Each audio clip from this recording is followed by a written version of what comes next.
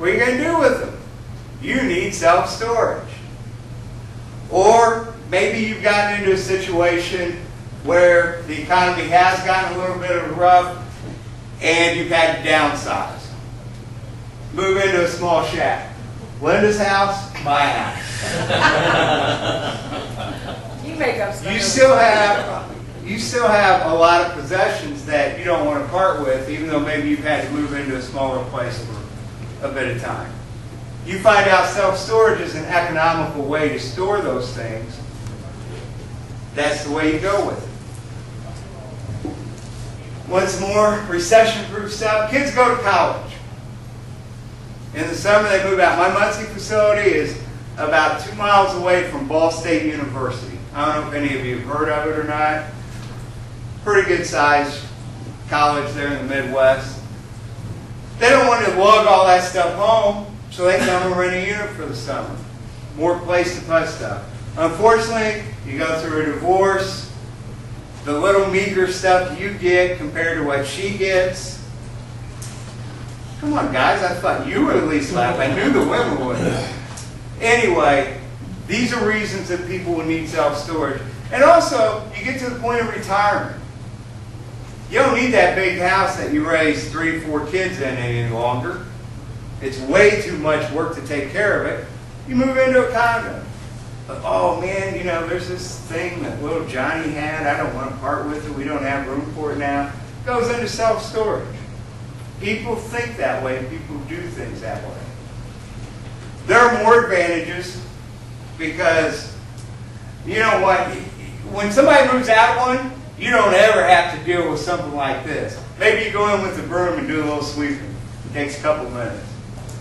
You also don't get this. It's 2 o'clock in the morning, and down here you still might too. 2 o'clock in the morning, that phone call, oh, my heat's out. I need some heat now. Or I've got an inch of water in my living room. Don't get those phone calls in the middle of the night with self-storage. And you don't have repairs to make because the walls are metal or wood. Now, this happened when I tried to give Linda a little bit of advice on how to remodel.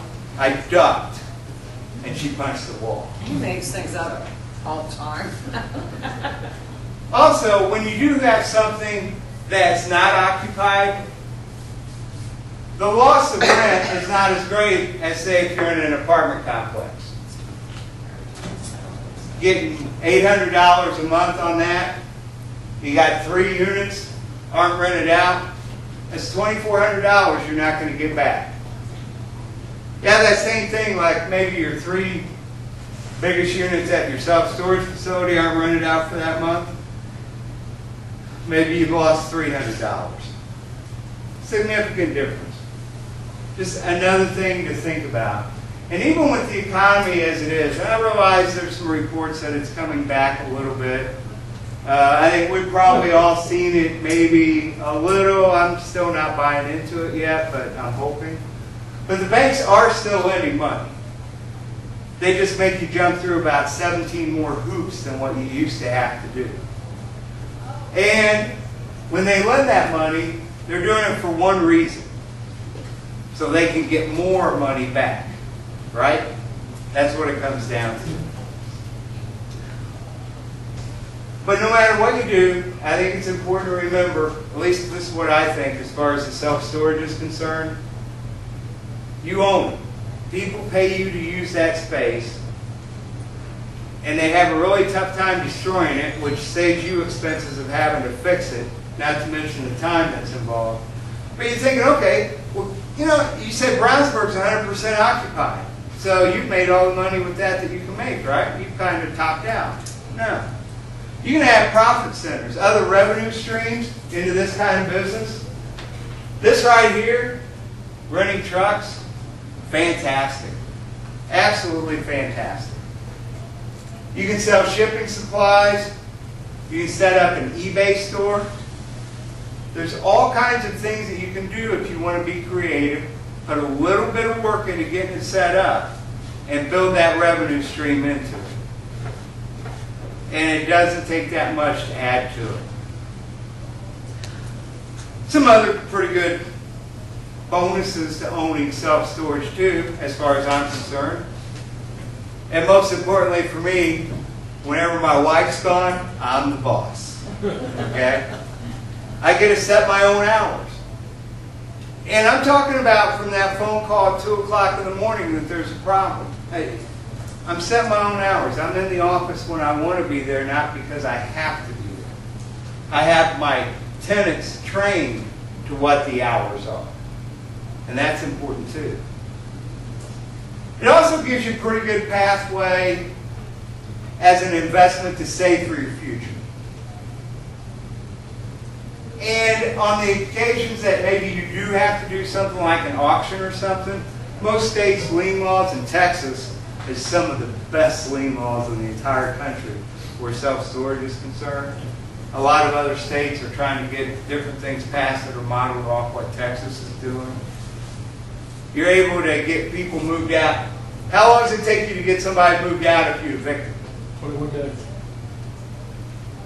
And then what do you have to do? Repairs? Yep.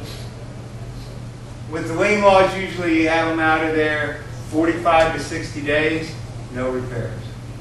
So just apples to oranges, yes, but just a comparison to be able to think about. So, no matter whatever your reasons are, what it takes for you to gain the knowledge or to have the motivation to make a facility successful, hey, anyone can do it. I've done it. I'm standing in a facility here. I was yelling at Linda or something, and she took a picture. But you really can't. Anybody can do this. This is Linda's husband, and we've taught Ray how to be able to manage a facility. He's grown his hair out a little bit now. He looks a little cuter. What a sweetie. So, okay, what does it really take? There's a few different things. Due diligence is the most important. I think that there are 3 stages to the due diligence. And yes, you have to do it the right way. Because you have to make sure that the decision you're getting ready to make, the investment you're getting ready to make, is the right thing for you. So in the first phase, you're kind of putting the wheels in motion. I know I'm getting towards the end of my time, so I'm going to speed up a little bit. If you have any questions or anything, we'll have a way for you to get in touch with us too. First part's really important.